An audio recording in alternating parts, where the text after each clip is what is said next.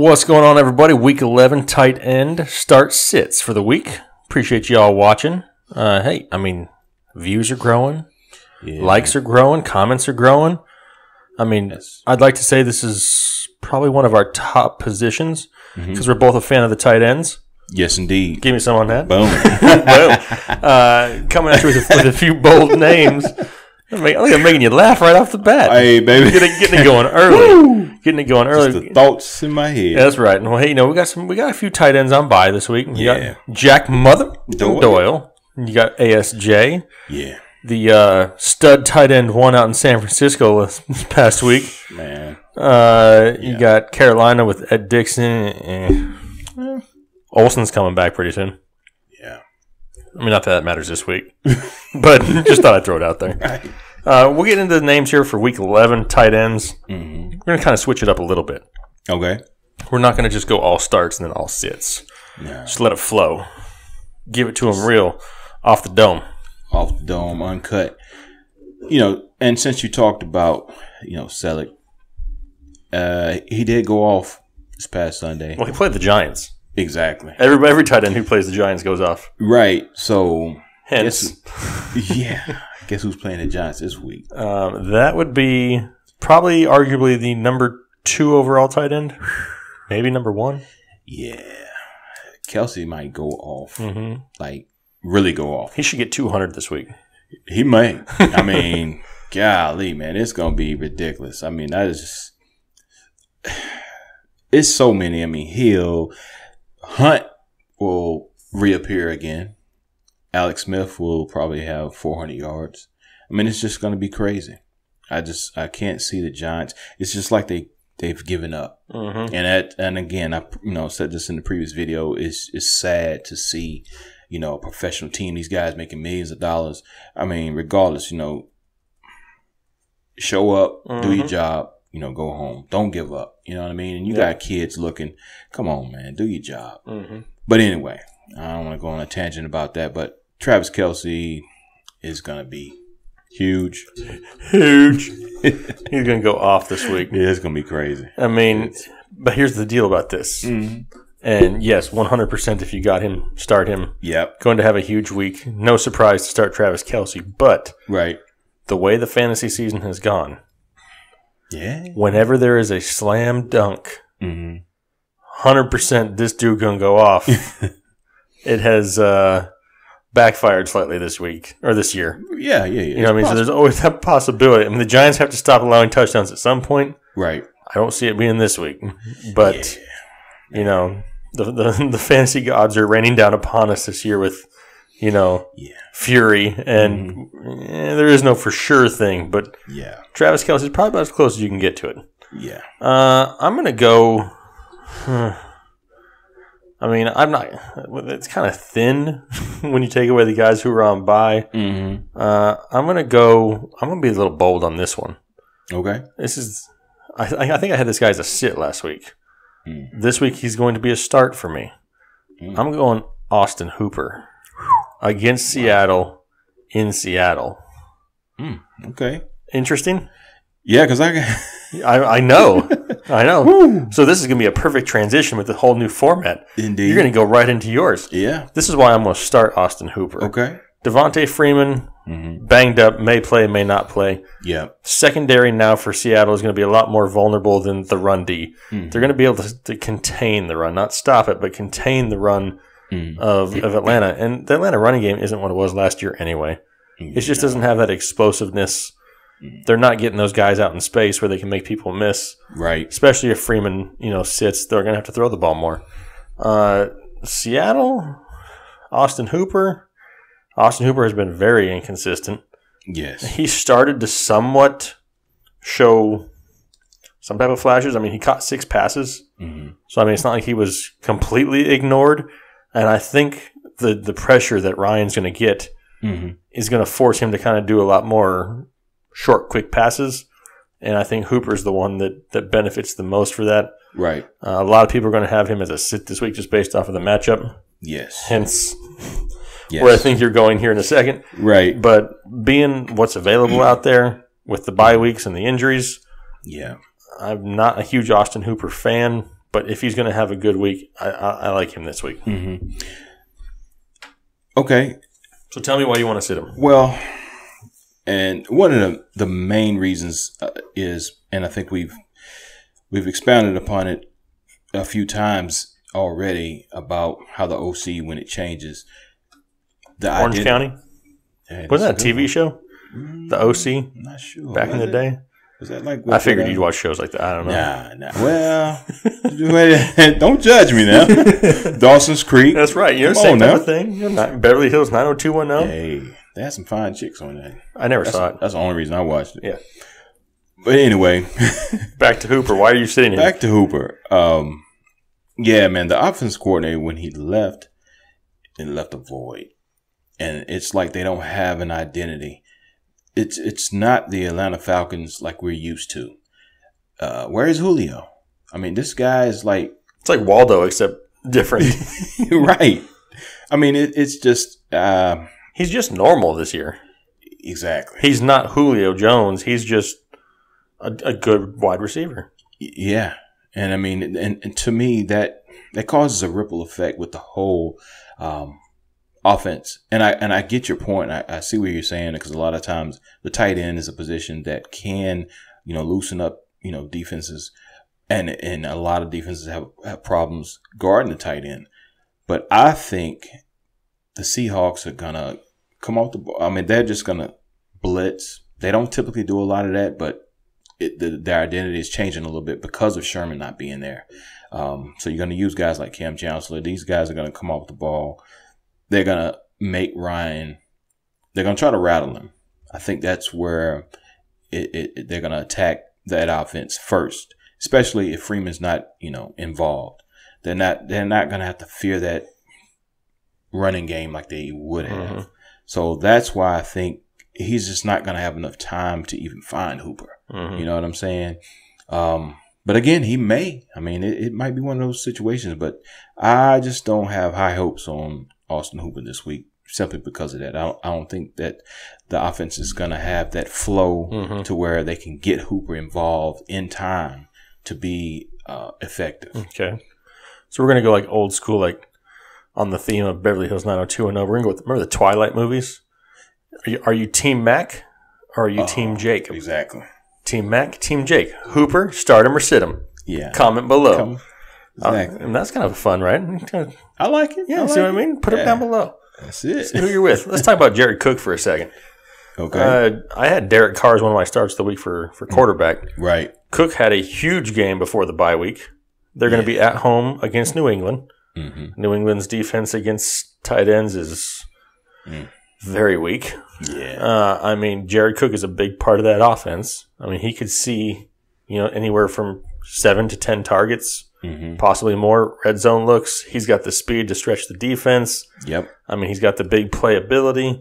Jared Cook is slowly becoming what everybody thought he was supposed to be starting 3 years ago. I mean, I remember when he was with the Rams with Fisher and this guy came out and was like, wow, this guy is going to be great. I mean, he's just got that huge body and the speed and never put it together. He's starting to put it together.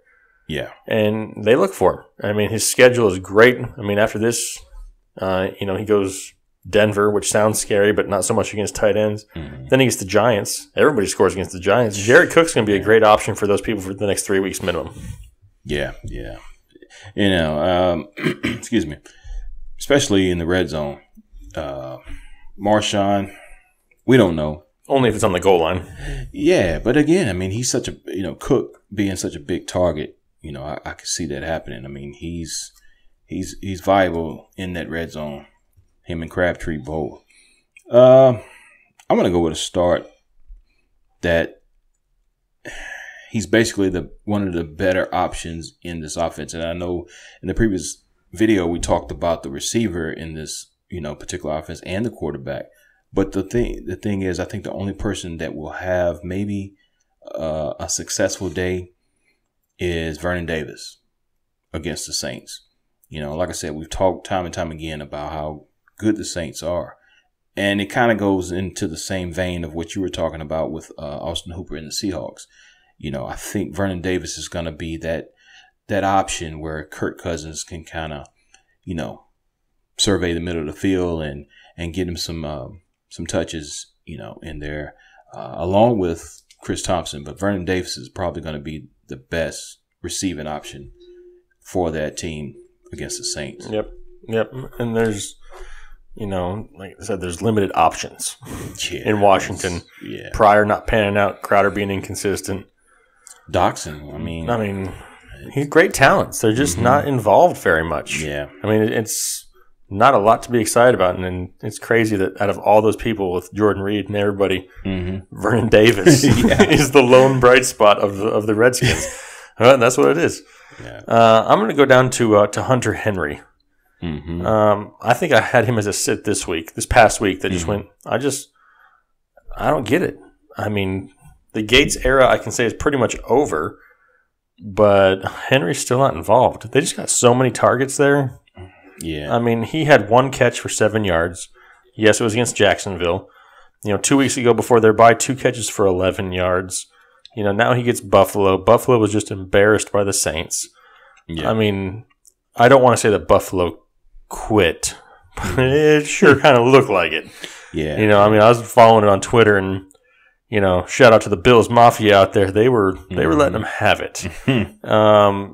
I can't imagine that continues. That team, sounds crazy to say, is too good to just quit. Yeah. They're gonna have a lot of pride. They'll be playing for some pride. The Chargers aren't really an offense on fire right now. You know what I mean? So Hunter Henry, they're going to be at home against Buffalo, though, coming off that embarrassing loss. Just not a fan of Hunter Henry. He's got to show me more than one catch a week. Yeah. I mean, the most he's had in a game was 7, which was week 1. Wow. Other than that, he's had 5 catches one time. Everything else is under 5. I mean, he's just not a huge target for as good as he is, as talented as he is in that offense. He's not Antonio Gates. No, by no means. He should, have a bigger role in that offense, because Keenan Allen started out, on fire. Terrell Williams, we hadn't heard much from him lately. Mike Davis is banged up, so you would expect. Who's Mike Davis? Oh, Mike Williams? Mike Williams. Where did Mike Davis come from? I'm talking about the guy from Duke. Mike Jones. But Mike Williams, excuse me. I want to go with a sit this week. And right now, he was limited in practice today, which is Monday. We're recording, so it may be different when you see this. But Delanie Walker against the Steelers, that's not a good matchup. That to me, and again, because he hurt his wrist and his ankle a little bit. Right now they're expecting him to play, but those linebackers for the Steelers, man, is just, they're so fast.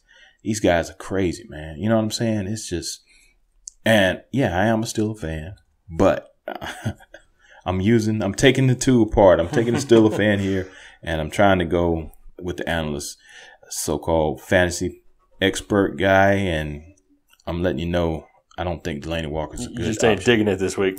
Not digging it. Yeah. No. Better options out there? It is. What if, I'm trying to think of somebody else. What if you have Delanie Walker or Kyle Rudolph? I'd go Rudolph. Yeah? Yeah. You feeling the reindeer this weekend? Well, getting cold outside, getting closer to Christmas. Time for the Rudolph to come around? Hopefully. I mean, Rudolph hadn't showed up much at all this year, and he was one of the top 3 tight ends of last year, actually. So, yeah, but I'd go Rudolph. All right. Well, last guy I got on my list is Charles Clay. Somebody, he just came back from injury. Didn't get a full workload this past week. They're going to be, playing in Los Angeles against the Chargers. Yeah. They are the toughest team against opposing tight ends. He doesn't seem like he's too involved right away. I think they need to get Kelvin going. Yeah, definitely. I think they're going to start force-feeding Kelvin the ball because that's kind of how they want the offense to run, through Kelvin and Jordan Matthews, and that'll open it up for Shady underneath. So I don't see a whole lot for Charles Clay. Yeah. This week at least. Now, after this week, I think when he can get back into game shape, as long as he gets through everything without any, setbacks or injuries. Right. After this week, I think Charles Clay will go back to one of those weekly safe starts. But this week against the Chargers in LA, in a time where they were just embarrassed, like we said. They need to get that offense going again. They need to kind of kickstart it again and get it moving in the right direction. Mm-hmm. And I think Clay is going to be the one who gets neglected this week. I think they kind of know what they have in Clay. Yeah. They kind of know what he is. He knows the offense. They need to get Kelvin and Matthews going. So, Charles Clay, I'm sitting this week. My last start of the week is Evan Engram going against the Chiefs. It's going to be one of those, I want to say shootout, but not necessarily. But Evan Engram he has the potential to be very special in this game. Eli looks for him quite a bit. He's probably the number 2 receiver in that offense, behind Sterling Shepard. But Engram, I can see, will have a decent game. He might not have a Kelce game, but it's going to be the battle of the tight ends this game. Mm-hmm. I see both tight ends on both sides of the field going off. Mm-hmm. It's possible. And again, I mean, the Giants are going to be down. Always. Exactly. So they're going to have to keep throwing the ball. And Evan Engram is the best option. I can't see them running Orleans, Darkwa, and none of that. I mean, maybe the first quarter, but they're going to get down fast. Mm-hmm. They ain't going to have a choice. They're going to have to throw it. They're going to have to throw it. Shepard and Engram. All day. All day long. That's all I got. You got any more over there? Any more nuggets to throw out? No? I see one person that's not crossed off over there. Yeah, I've been going back and forth with this guy, but I got him as a sit, but the more I think about it, here's the thing. I'll let you guys decide. Because I had him as a sit at first, going against the Broncos. But it kind of goes back to the same situation when we were talking about, Engram. Tyler Kroft is probably going to be a guy that, if Andy Dalton needs to throw to somebody quickly, it's going to be Kroft. He got the targets this week. I think he had 6 targets. He just brought in 2 of them one of them for like less than 10 yards. I mean, he wasn't. He was looked at. He just wasn't. Yeah, he wasn't that effective with it. You know what I'm saying? But again, and it's game flow dependent. It's going to be kind of hard to tell, how it's going to flow because the Broncos are not that potent on offense right now. You know what I mean? Mm-hmm. So it may be one of those low scoring games, an ugly game. But, 3rd and 2. I can see Kroft maybe getting, a couple of targets here and there. Come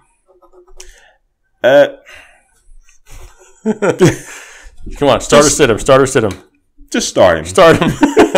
Well, like I said, it just, because we got this bye week, ASJ. You got a few people out there that you would typically play. If you don't have, Jack Doyle. Mm-hmm. So, if you need help, Kroft's not bad. Yeah. He's just not somebody that we're not pushing Tyler Kroft. We're not pushing him, but if you got to. Yeah. All right, those are our tight end start sits for the week. We appreciate you guys watching. Make sure you're hitting that like button, commenting, subscribing. Hey, we're getting close to 1,000 subscribers. Man, I can't wait to see that. I just want to see the K next to it. Yeah, tell your friends. Yeah, man. Don't tell your league mates because we're trying to help you win, but tell everybody else. Yeah, exactly. We appreciate y'all. Make sure you get a hold of us on Twitter, Gmail, whatever you got. We'll help you out, answer your lineup questions. We're here for you for the rest of the season. Yeah. I mean, seasons is going quick. Man, it's gonna be March Madness before you know it. We'll be doing bracket challenge shows here pretty soon before you know it. Yes, indeed. I mean, it's coming quick. Yeah. But no, we appreciate you guys. Like we said, make sure you hit us up. We look forward to hearing from you. Yeah. Have a good rest of your week. Peace.